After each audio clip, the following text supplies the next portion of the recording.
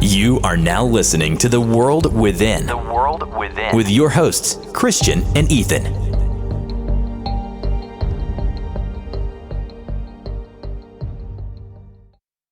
Welcome to The World Within podcast. I'm one of your hosts. I'm Christian.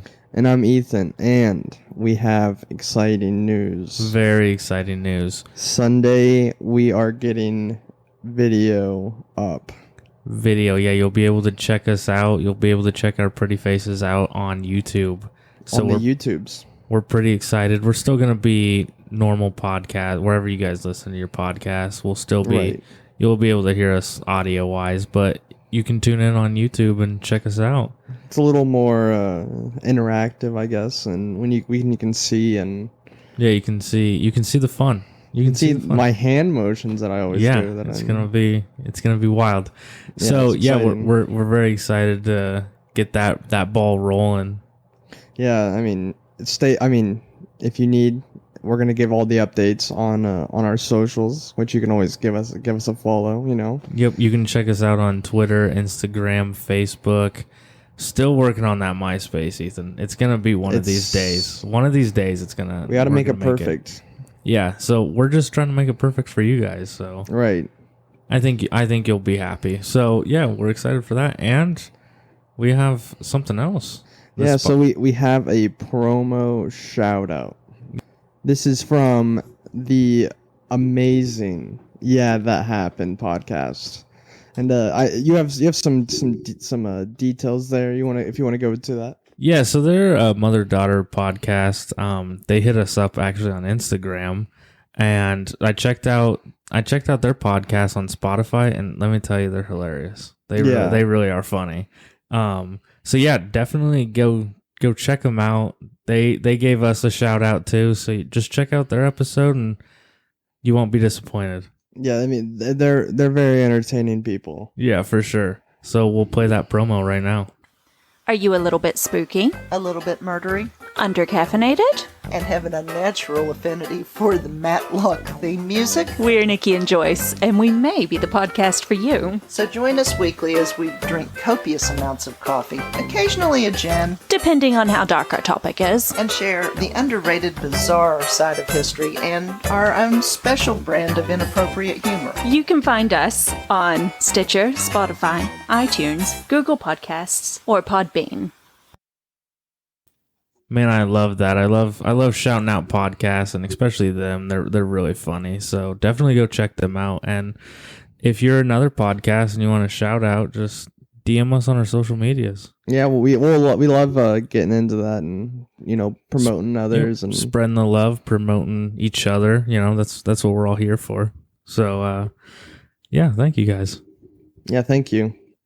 And Patreon, we can't forget about remind everyone here. So Patreon. Right. So we got our merch. Amazing. Who doesn't love merch? Merch is the lifeline, of all content creators, Yep. And all of it will come back and make us all sound better, make us look better with the new YouTube videos. I already look the best I can be, but get some hair product, maybe get some haircuts. We look a little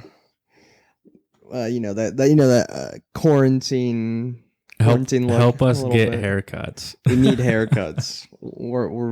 It'll be so beneficial, Yeah, so definitely check out our Patreon. I have that linked on all of our social medias, but you could just go on patreon.com/theworldwithin. Right. And it'll be there for you guys to check out. Yep, it's stickers, shirts, shout outs. Yeah, all the fun stuff. So you guys won't be disappointed, and like Ethan said, it goes towards bettering the podcast. Right, which is important, Yeah, so thank you guys. Yeah, thank you. So let's dive into this crazy subject we got today.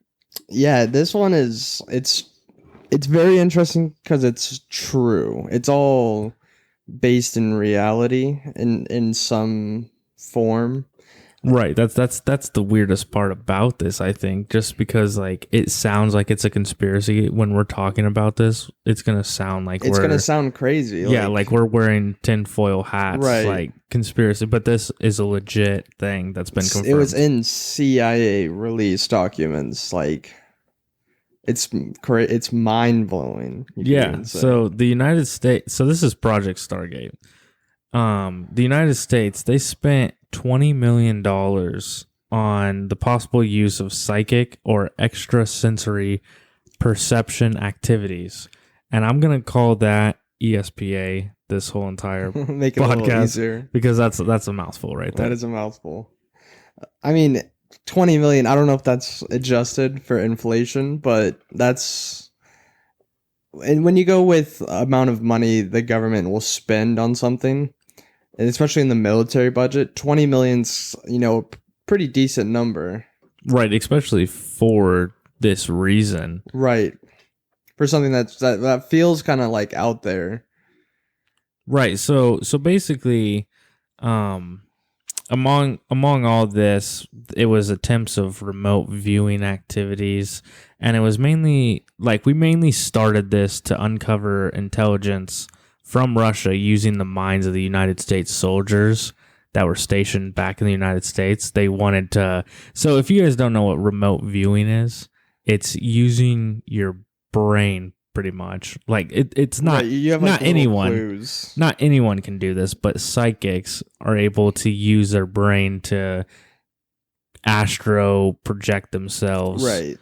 to another place, And not miles like and miles away. roadside. Not roadside psychics. Like, these are real, quote unquote, real psychics, Right. And so yeah, I mean, we did it to try. I mean, this is the 70s, 80s, 90s. This was pretty much the height of the Cold War. So we're trying to do anything we can to get more intelligence on Russian operations. Right. and That was huge. they're doing the same, of course. Right. We were willing to do whatever it took Right. in those times. So the idea of ESPA wasn't actually originated in the United States. Or Russia.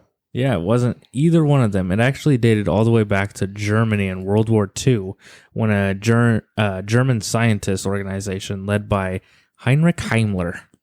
Of course, he pretty good friends with Hitler. Oh, so obviously he was a great guy. I mean, does everyone who knew Hitler was a bad guy, Guilty by association, I believe. Maybe. I mean, I'm sure he wasn't that good of a guy. We never know. I've never met him, so Yeah. I guess we'll never know. He might have died.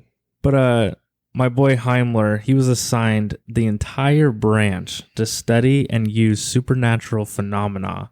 Which, I mean, when you like look into some of the Nazi like scientific stuff, it's insanely like advanced, especially for their time. Right. And they would do things that like you couldn't really do even to this day, like with human test subjects. And all They that. would test on humans, which is wrong, but hey, it did help them. It advanced their scientific like knowledge like so much, and like they would be willing to do things that were outside of the norm, Right. I guess you could say, for the scientific community. Right. And I mean, like in this, so Heinrich Himmler, he had this whole program that it was revealed during a raid of his property, and he had multiple like different artifacts and like paranormal like artifacts and things of the sort in his home. And that sounds like it came straight from a movie, doesn't it? Right. They found all these artifacts, and it was from like archaeological digs and everything. Yeah, and so, like these are, unusual like, discoveries. Yeah. Yeah, and they were in Egypt, and the Nazis were in Egypt, and they could have. I'm sure he had a lot of Egyptian, because they were big into artifacts and stuff there. Yeah, there's some cool stuff coming out of Egypt. Right. And it's very interesting that he had all these artifacts and everything, and this is like kind of where it started. the right, whole and this is idea of this. right, the whole United States figuring this out. But during that time, the Soviet Union was also able to gain access to this German project during that time, which was huge because that means like two of the big superpowers began the to new kind of ones. fear what each other were doing. Because I mean, back then they didn't have the internet to Google this stuff that we're doing right now. You there know, wasn't a Google. so when you They had to hear use Bing. when you hear rumors that the other countries using all these psychic abilities to gain intelligence, you're like, oh fuck. Yeah, like, we better get on this. Yeah, we better hop on this train. We can't be late to this party. And I mean, the U.S. kind of was late to the party. So there was Nina. All right, Russian names are a little hard, you know. Oh, come on. This is Nina Kulagina, dude. Nina Kulagina, you know. That's a everyone cool knows her. name. That's actually a really cool name. Russian names are pretty cool. I mean, You just when you you're kind die- of afraid of them just based on their names alone. well, you got to be pretty, you know, badass to be able to survive a Russian winter. That's true. That is Or true. to survive just living in Russia, I'm assuming. Shout out to any Russian listeners. Yeah. Unless you're a communist looking to destroy America, then Well, if you're a communist and you give us a 5-star rating, I won't judge you too hardcore. all right, then maybe we might let it slide under the radar. Not that the CIA, if you're listening, if you're remote viewing into the studio right now, Yeah. we don't endorse The studio, communist aka our living room. right.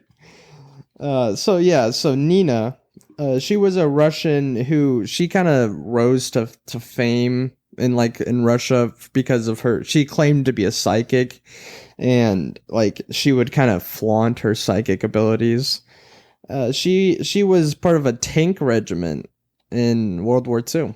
No, so she was quite the badass. Yeah, so I mean, Russian tanks, those were the real deal. I mean, Right. they still are. I'm pretty sure Russia has the most tanks in the world. And good for her in 1945 to be able to be kind of the girl for that when I think Russia kind of just took whoever. they just said fuck it. Yeah, I mean, they're like, we're getting invaded out of They nowhere were by desperate, yeah. Nazis. Just here's your rifle. Get to work. Well, go her. I'm proud of her.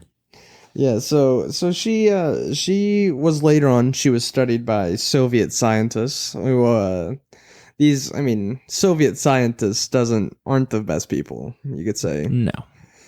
They're very comparable to Nazi scientists, you could probably say, but that's neither here or there. But she was allegedly being able to move things with her mind and some very like far out stuff that you Right. kind of would be like, they're just making this up to kind of scare the Right, US yeah. and stuff. Yeah, that's kind of the vibe I got too.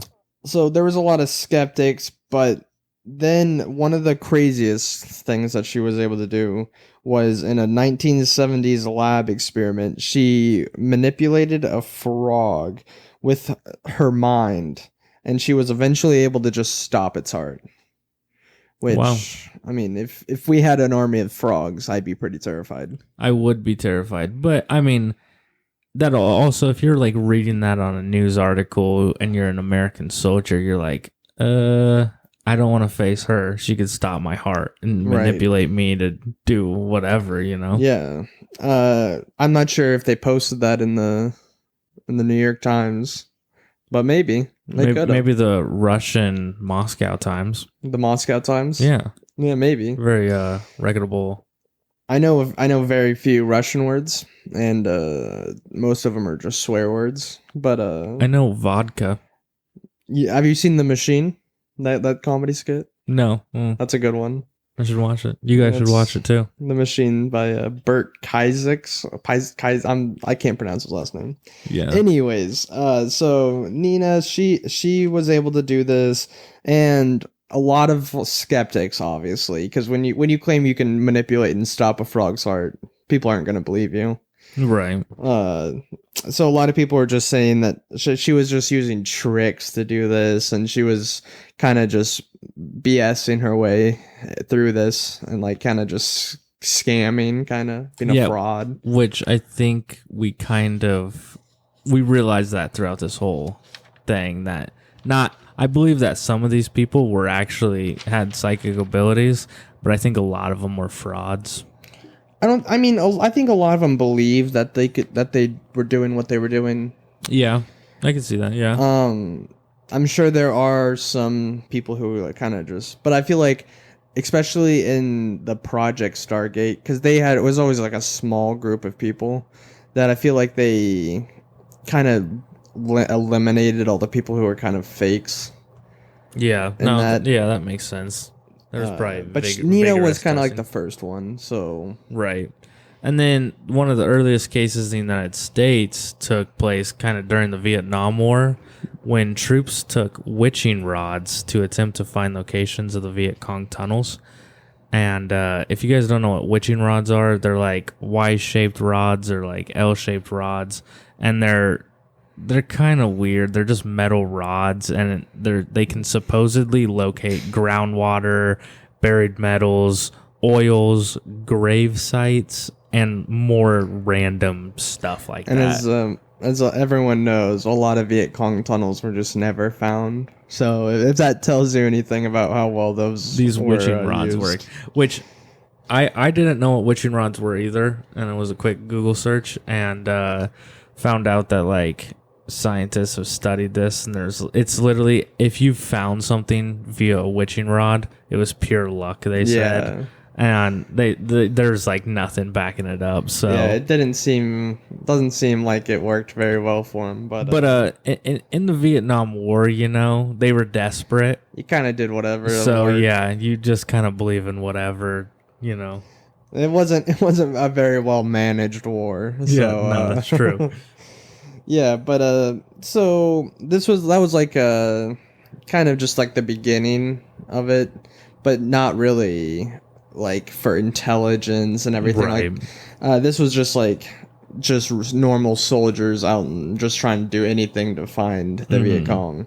But in the late 1970s and 80s, most of the ESPA, it was used from the CIA and the Department of Defense, and they developed ways to apply remote viewing into intelligence activities, which, I mean, the CIA to be like, we're going to use this as a way to, get intelligence is pretty crazy. Yeah, it seems like kind of a bit of desperateness, do you feel? Or just wanting to be maybe just one step ahead of your enemy. Just to try. I mean, because the CIA was huge during the Cold War. Like, they were the forefront for everything in the Cold War, because they were trying to get all the intelligence and everything. And you got to do whatever it takes. It doesn't matter how crazy it sounds, or I wish. Because I mean, a satellite 20 years before would have sounded insane. Right. We're gonna send something out in space to take pictures of things that we need to find out. Like that's crazy. If you told someone from 1920 that, yeah, they wouldn't believe you. That's true. That is true. So, the term remote viewing, it came from two physicists, which is a tough word. Two physicists, Harold Puthoff and Russell Targ from the Stanford Research Institute. These guys, you know what? If you're smart, you never have a boring last name. Targ? Yeah. I mean, Dr. Targ sounds like a super villain. Yeah, that does. Dr. Targ. Which he might be, I don't know. Maybe. But at first they worked via private funding, and their paranormal investigations, they focused mainly on like rumors of remote viewing, and they just kind of small tests here and there. And then the CIA became super interested, and it became an official government project from there. And I mean, imagine just you and your buddy are just, barely making it by on these experiments and everything, and then the CIA is like, hey, come work with us.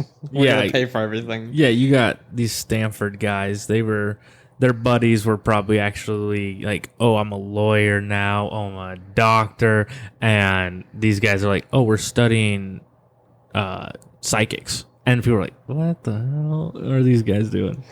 Right, especially in like the 70s. I mean, Right. Like, these guys were probably looked at. Took a little bit too much LSD this morning. Yeah. But I mean, once you get into, once you're with the CIA, you're with the big dogs. You know, you're Right. untouchable. And what I love about this next test subject is it's also a female.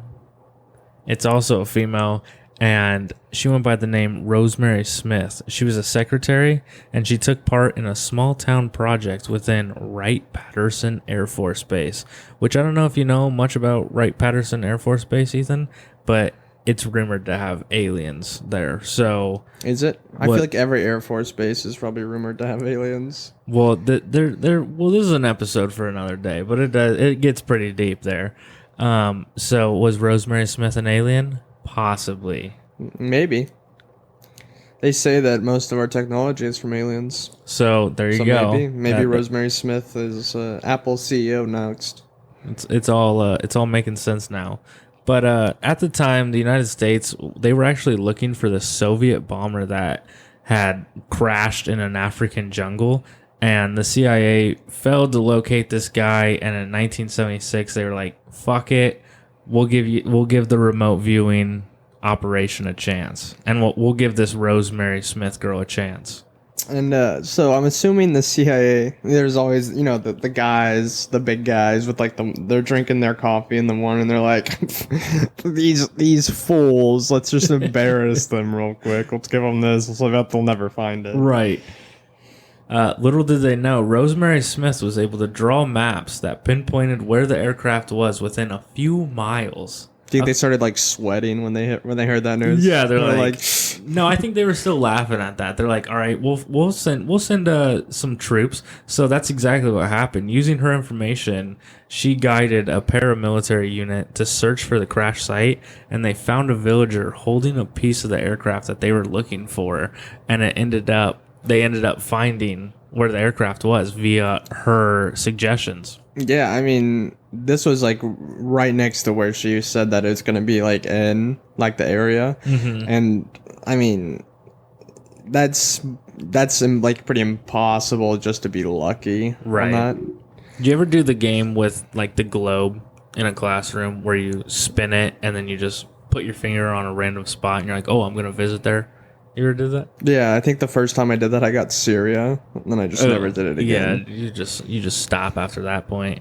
But I think that's probably what she did. She got all of Africa, and she's like, right there, and just got lucky. Just got super lucky. Just got hella lucky. She'd have to be one of the luckiest people, Hey.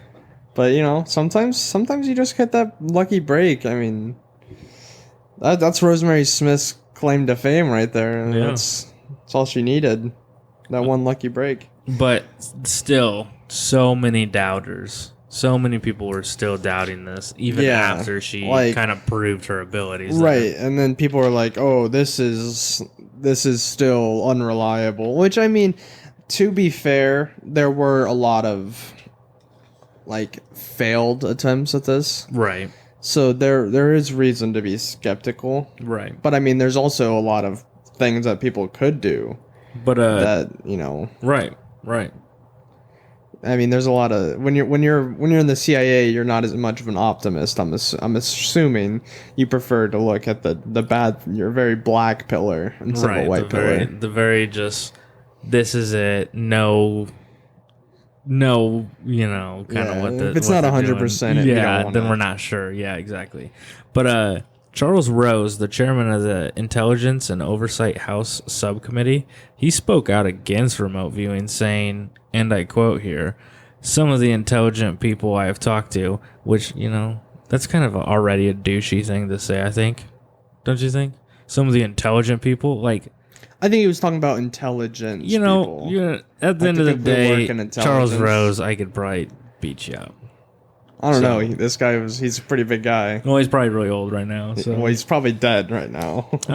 But anyways, he said, some of the intelligent people I have talked to know that remote viewing works, although they still block the research because it's not yet as good as satellite photograph. But it seems to be hell of a chief radar system, and if the Russians have it, we don't, we are in serious trouble. Which, I mean, he was a doubter, but I feel like he was kind of like on the fence. And I feel like a lot of people were just on the fence about this. Yeah, and when you're talking about like massive budgets and everything, you kind of have to be sure. Because satellite was still the best at this. Like, it was the Right. most reliable and like worked the best. But what I say is, why not do both? You know, when satellite fails, you have a backup. Right. And this, I mean, it worked.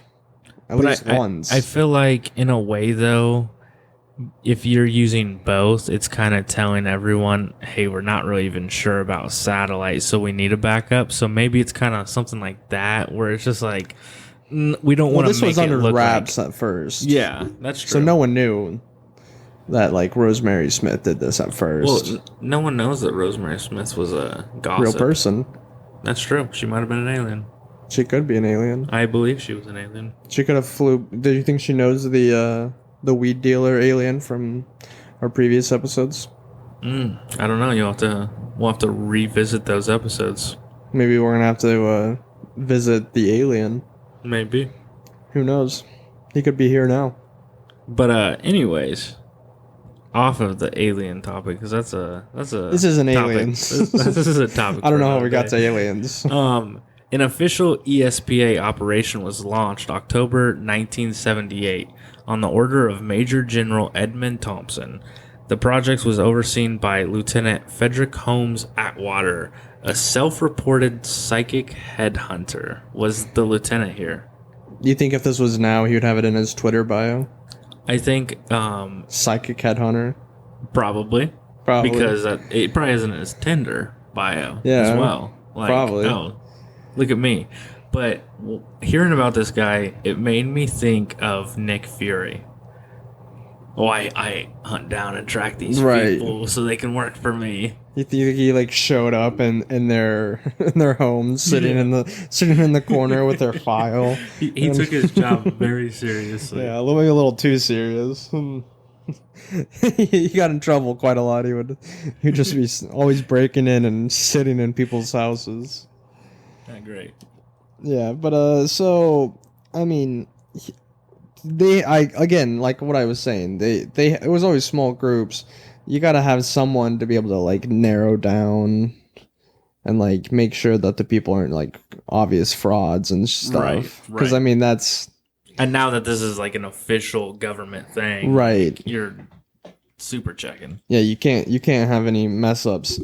But so in 1987, it became it was understood that it would be like inexpensive and to do this, to like go into like remote viewing and all this. So they went under the program codenamed Grill Flame. Ooh.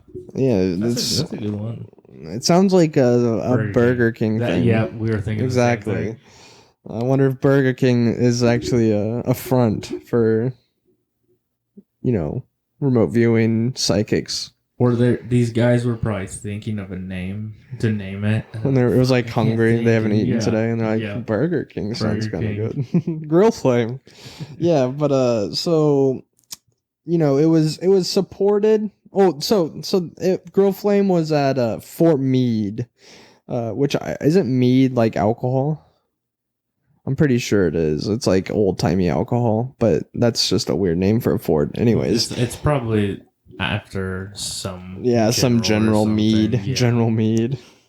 But yeah, so it's in Maryland is where they were all at, and it was supported by Major General Albert Stubblebine the third. This guy was super cool. Can you imagine being named Albert Stubblebine and you'd be like, I'm gonna name my kid Albert Stubblebine? I'm thinking about naming my kid Albert Stubblebine the third. The third? Yeah, but so this guy, I mean, he's a major general. That's something. I mean, you don't just become a major general, you know.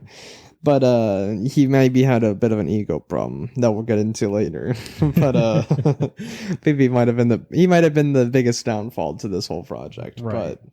But so he took over this whole project, right? yeah, so he at first he was just supported, like he was like, yeah, let's get into this. This is, he was just like kind of fascinated, and he's like, yeah, I'm down to be a big supporter of this. And then he eventually took over, and he was in full control of the project.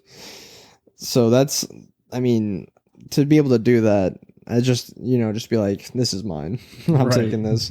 I'm a major general. I do what I want. Must have a lot of power. Right. So that he would have control of the psychic team, which is just like, it would always be a small team. There was never more than 20 people on a team, which is like, that's a really small, like for government agency to like, for like a program, less than 20, that's small. But one of the most promising remote viewing sessions happened in September 1979, when they were asked for info on a naval Soviet base. So the generals and all them, what they did is they gave the remote viewers, they gave them an envelope with like satellite images of the base, and like little information, like clues and stuff. So like, cause what remote viewing is, you kind of have to have like clues to go off in the first place. Like, you have to kind of have to know a little bit. Convenient, Yeah. But anyways, so yeah, and one viewer, he described that he was like kind of seeing a like seashore. Sally sells seashores. He was seeing he saw the nursery rhyme. Yeah, he saw it. But he was saying that it was like industrial building. And Sally smelled like an industrial building. Yes, Sally smelled like it. She reeks. Maybe she has to work long hours. She's got to support. You're right. Her family. But one of them, the guy who was seeing all this, he described a coffin-like weapon, which he described to have shark-like fins. Interesting. I mean, sounds like a pretty cool weapon. Sounds like a dope weapon. Yeah. But the crazy thing is that a few months after the experiment where he saw all this, satellite images came back that the USSR had built a ballistic missile sub at the base that he was seeing, and the base was called Akula, which is Russian for shark. Whoa. Crazy. That's some crazy stuff. Like, that's pretty accurate, and like big coincidence for him to just make that up. Right. That works out. I mean, hey. Right. I mean, what's cool about this is that resulted in the book that turned into a movie called The Men That Stare at Goats. That's what that occasion turned into that movie, which is a great movie with George Clooney. You guys can check it out. George, he was Batman. Not a good one. Not a great one. But he was. Which, so that's like, that's another example where, like, even if you have, like, just make the teams, like, 5 people, and when satellite doesn't work, you get a little extra information from these people. Right, but also, what I've heard before is that these psychics, they will use very vague terms, so then they seem like they're accurate, Right. So I feel like he could have been doing that. But this was pretty like he probably had a picture of this base, so we already knew that it was close to. And he saw the missile on the side, and he's like, well, they probably didn't see this. He probably saw that it was by the water, and he was like, water, submarine. Yeah, let me just say, I saw like a shark-like thing. I don't know. And he was fluent in Russian, and then it said Akula on the side. He's like, Russian shark sub. That's true. That there is a lot of coincidences there for it not to be something. Like, that's pretty specific, and to like see the weapon, that's crazy. Yeah, so under Grill Flame here, they did 2 other missions, and one of them was to locate the Libyan dictator Muammar Gaddafi, which I'm sure you guys have probably heard of. He's the Gaddafi. guy. He's the guy that got the pole stuck up his butthole. You know, that guy. Happens. It happens. And he died in 2011. That happened in 2011. So these guys failed attempt. You know, they didn't they didn't locate him. And they were also looking for the military dictator of Panama, Manuel Noriega. Right, and Which they is also just didn't wow. find- That's a dope name. You know. I mean, these are dictators. Like you can make your name whatever you want. You have to have a cool name when you're a dictator. But so both were unsuccessful, and they kind of went away with Grill Flame. Yeah, those are two. Like those were the missions. Are like, okay, you got a few right. Here's a real like mission for you to do, and they failed. They failed to do it, and so all these ESPA projects, they went under different names such as Scan 8, Grill Flame, like we mentioned, Gondola Wish, which is kind of like a weird name right there. Yeah. Center Lane and Sunstreak. Sunstreak's pretty cool. That's pretty cool. But they all ended up, we're going full circle here. They all ended up classifying under Project Stargate, Which is even cooler. which is the coolest name of all of them. Sure. They Sounds probably like a were just really trying to cool find out the movie. cool name. Sounds like a good like rival to Star Wars. Like a sci-fi movie. Yeah, Yeah. I can do it. Stargate is a sci-fi TV show, I believe. Ooh, yeah, that probably makes. I think so. Yeah. I think so. No, whatever. I never watched it. I think it's the one that got canceled, right? No, it was Firefly. Anyways. Aside from remote viewing, under Project Stargate, they had their subjects involved with psychoenergetics, which seek to affect or communicate to a person, animal, or object placed far away. Yeah, so like you send a American spy to Russia, you know. He puts a microphone in a room where all the Russian generals will meet, and these guys are so psychic that they could listen to the microphone and hear and like be in the room. Which is just crazy. Right, it's unbelievable. No, but like, so this was like so that they could like, this was more like the astral projection kind of, Right. where they can like, and it's also like where they can manipulate items and such, more like telekinesis and everything. They could turn into the Rolex watch. They could just transform like Optimus Prime. Yeah, they were just a bunch of Optimus Primes. Right.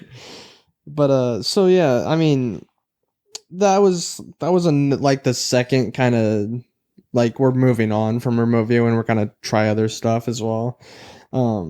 Right, remote viewing wasn't really working, so right, let's experiment with let's others. create another fancy word and then we'll do that. Right, which, you know, maybe try and perfect the first thing before we move on to it didn't others. work out. It didn't work out. Right. So remember, I've already stated Stubblebine. You know, this guy. Back to the stubs. He has a bit of an ego. You know, and leadership during this whole thing was always questioned. They always thought that they might have tampered a little bit in these experiments, make them sound a little better than they really are. Right.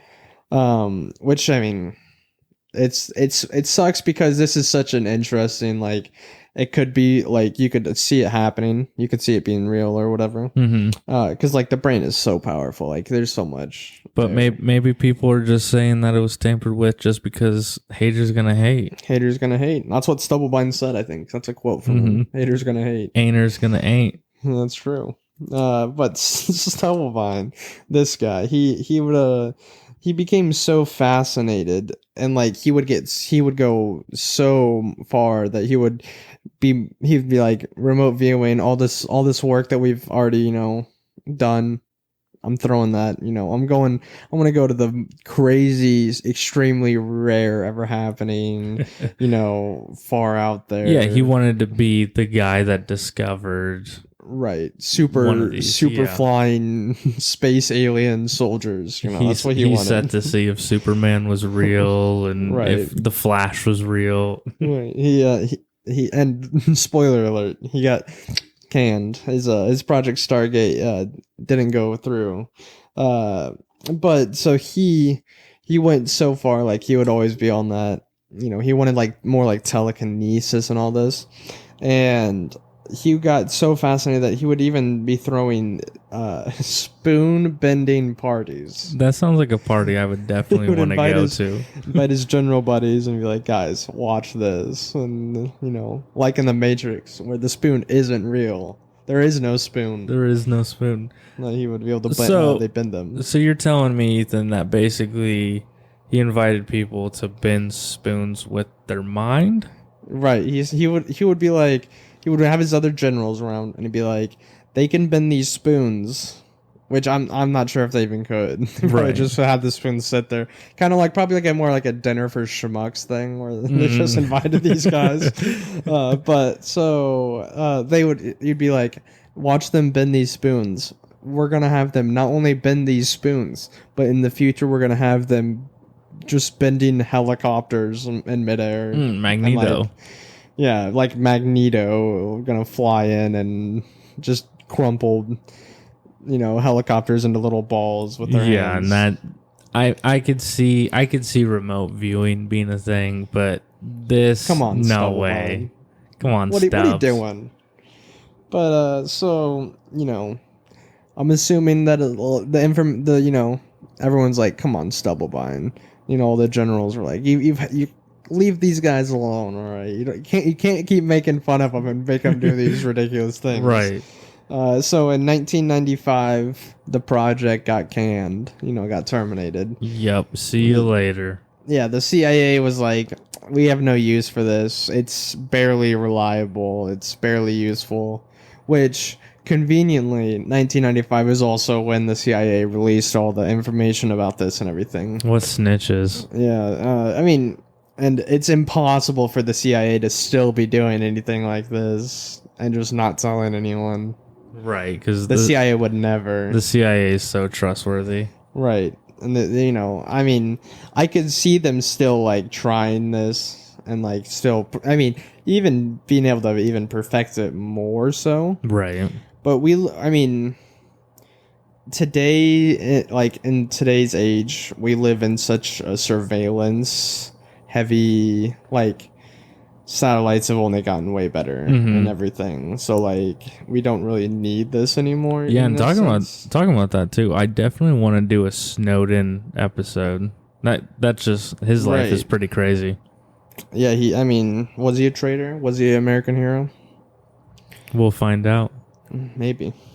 He did live in Russia. But if you guys are ever just bored one day, you're in quarantine, you're getting away from the kids, you can go and check out all the documents for this. There's actually 12,000 pages, so that's not that much. That's not that bad. So if you want to check it out, just read through it all.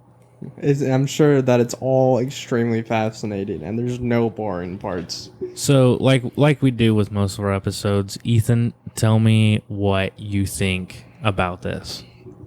Do you think you like it? You don't? So it's interesting. There's some truth to it. I think it's a lot. Like I'm a skeptic on this. As always. I can't say that we should still like try and push this, and like I think that if a private company wants to like do push research and on this and everything, that go for it. But like I don't really think that the CIA or like our like government needs to be doing this, and yeah. And if it worked, they would still be doing it to this day. But they could have. I could see them terminating it and still doing it under shadows and everything, right? So that they don't have to, someone probably caught wind of it and they didn't want, all the failed attempts to look bad and yeah. I'm a huge doubter on this. I think that Stubblebine tampered with it because he was so fascinated with it, and it's very far-fetched. I'm not a big psychic guy. I think that they just, like I said before, I think that they just use such broad statements that it's hard to be wrong. Some of them are just like I don't know. Some of them is convincing, like the girl that was able to find the plane of the Russian bomber and everything. So I don't know. I'm gonna go with an I don't know with this one. Yeah, I think I'm going as well, because I mean it's when anything's done by the CIA, these people know how to cover their tracks and make sure things are what they don't want out is not going to go out. And I also feel like a lot of this, it was during the Cold War, so it was just mainly, oh, look what we did. Look how giant our cock is. Yeah, basically. So yeah, that pretty much wraps up Project Stargate. Yes, I mean, thank you everyone who listened and who watched and downloaded our last few episodes. It's been thanks, amazing. Thank you for all the new subscribers, all the comments that we're getting on YouTube, and all the viewers on Spotify, and all the other socials, the Instagrams, all the DMs we've been getting and everything. Yeah, it's just we're really appreciative of that, and just check out our Patreon, check out our social medias, and get excited for video this Sunday. Yeah, I'm excited. I'm excited as well. So we're looking forward to it. Thank you guys again, and see you next week. See you Sunday. See you Sunday. See you Sunday. Which is the next week. And thank you for listening to the World Within podcast. Thank you for listening to The World Within. Thank you. Thank you. Thank you, thank you, thank you for all you do. Join our Patreon, subscribe to our YouTube channel, and catch us next week. Thank you.